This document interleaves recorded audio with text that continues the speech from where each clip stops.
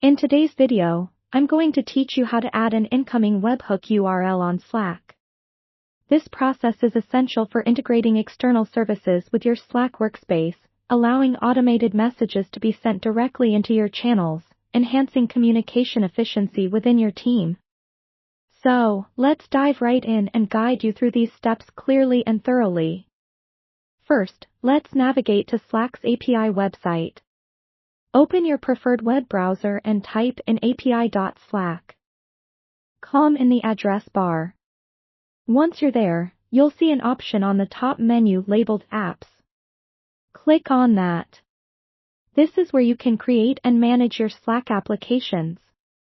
Now, let's create a new app. Towards the top right corner, there's a button saying Create New App. Click on it.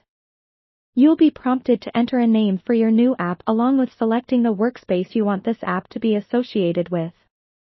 Make sure you choose a name that is easily recognizable and relevant to the functionality it will serve.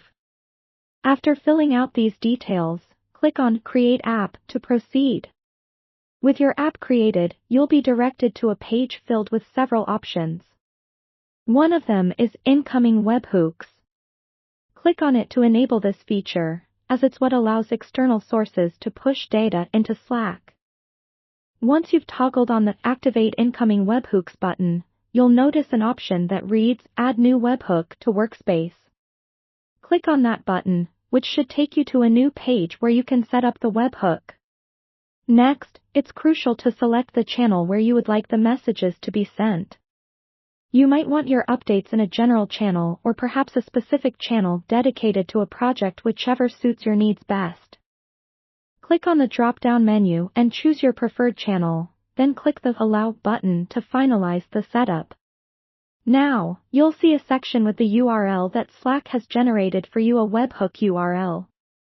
Copy this URL, as it serves as the destination for any data you send to Slack from your external sources.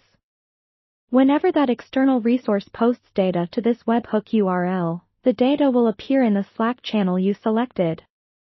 Adding an incoming webhook URL is a relatively simple process but requires careful attention to each step to ensure smooth integration with Slack. As you implement this in your workflows, remember it's a powerful tool to streamline updates and keep your team informed automatically, so keep your webhook URL secure to prevent any unwanted submissions.